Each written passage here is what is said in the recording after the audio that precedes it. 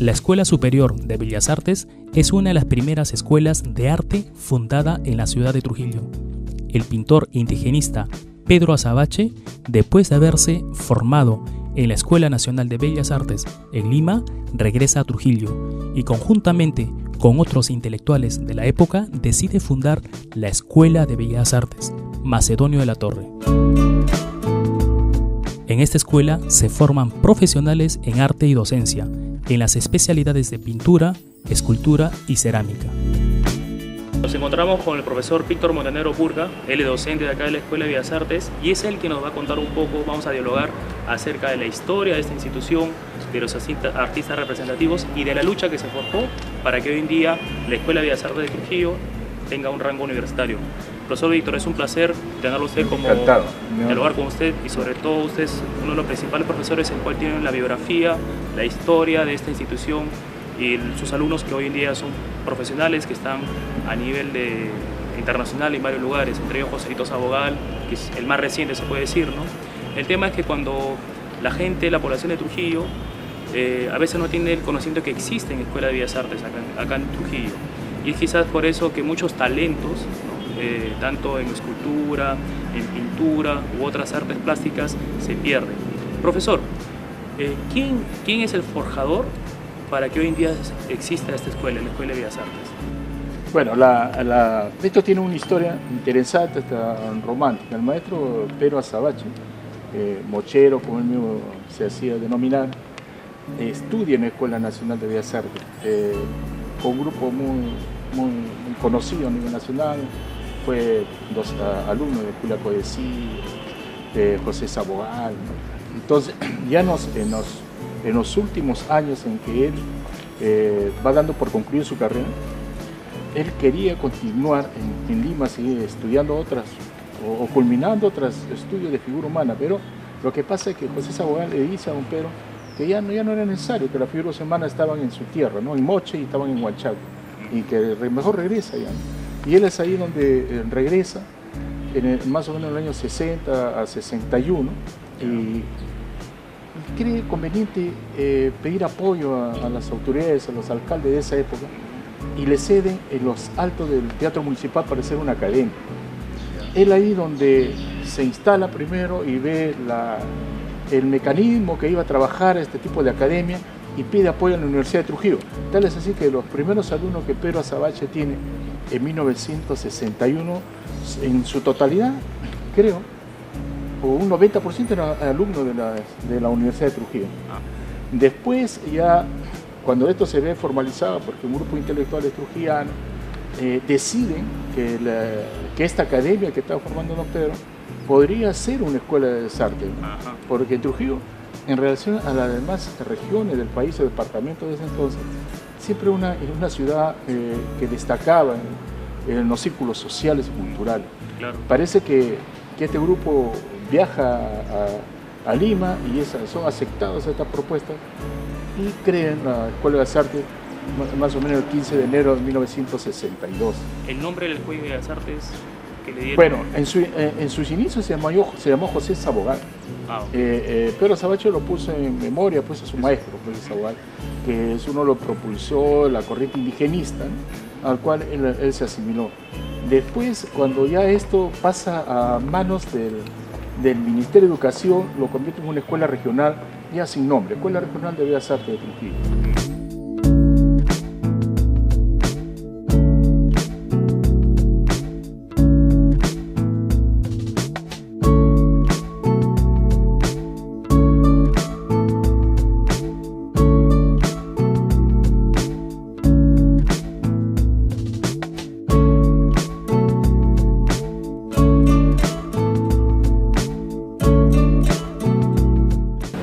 ¿Cuáles son las especialidades que se imparten aquí?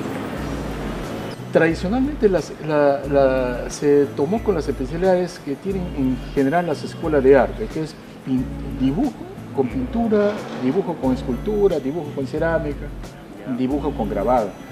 Lo que pasa es que en los inicios de la Escuela de las Artes,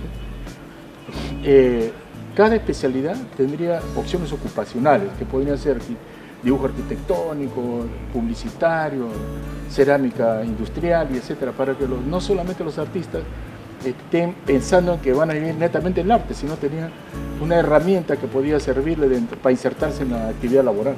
Claro. De ahí que cuando conversamos usted me comentó que en un principio el título de la cual salían los egresados de la Escuela de Bellas Artes era un rango de instituto, ¿verdad? Medio como oficio. Pero gracias a una lucha, me parece, en unión con otras escuelas, han logrado el rango de universitario. Claro, lo que pasa que en el año 77, 78, el Instituto Nacional de Cultura crea las famosas universidades de las artes. De tal manera que ahí ellos fusionaron la Escuela de Música, la Escuela de Teatro y la Escuela de Bellas Artes. Las primeras promociones de esa época, que es mi caso y algunos en mi promoción, nosotros tenemos títulos de bachiller de esa época, porque era la famosa Universidad de las Artes, ¿no? Sin embargo, no se pudo concretizar, me parece, la parte documentaria, qué sé, porque no tuvimos nunca ese bachiller, tuvo un rango académico. Claro. Sin embargo, cuando pasamos al Ministerio de Educación, lo convierte esto en un instituto de educación superior, sino que en diferencia de los demás institutos tecnológicos que el Ministerio de Educación tenía, nuestro instituto era de 5 a 6 años de carrera, ¿no? Y ahí estaba un poco la injusticia que nosotros veíamos año tras año.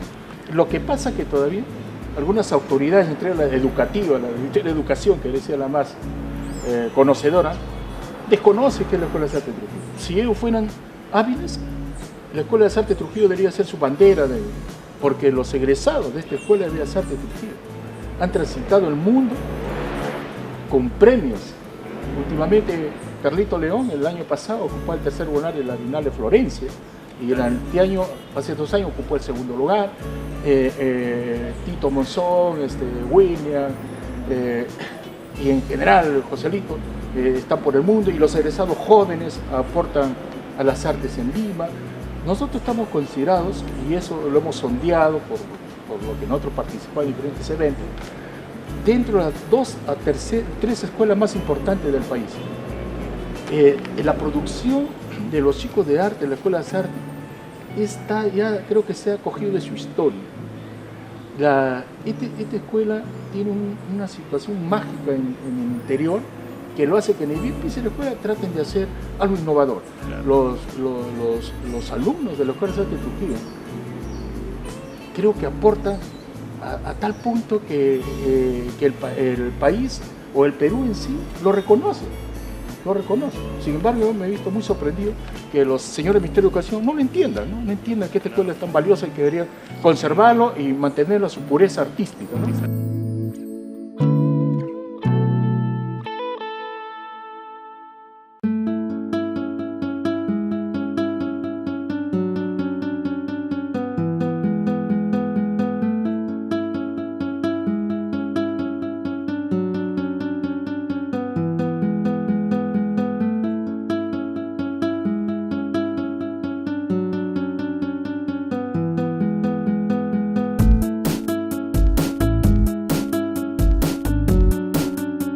Profesor Víctor, otra de las oportunidades laborales de los artistas que salen egresados de acá es también la parte de gestión cultural.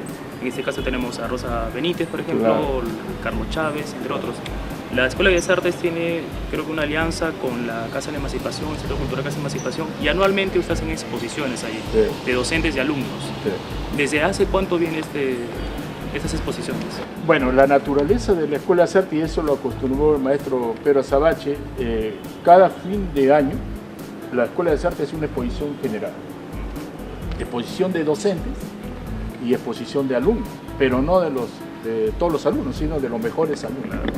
Había una comisión, existía un grupo que seleccionaba las obras que iban a salir públicamente. Por igual se hacía con los docentes. Pero los que exponían eran los docentes en actividad en talleres. No es que cualquier docente se ocurría y decía yo expongo, ¿no? En ese entonces las cosas eran muy radicales y exponían los mejores docentes, los mejores alumnos.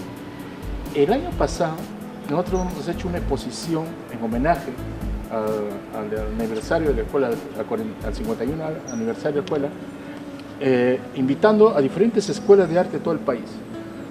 La idea es de que en Trujillo se congreguen una vez al año los docentes, hacedores del arte de todas las escuelas de arte del país.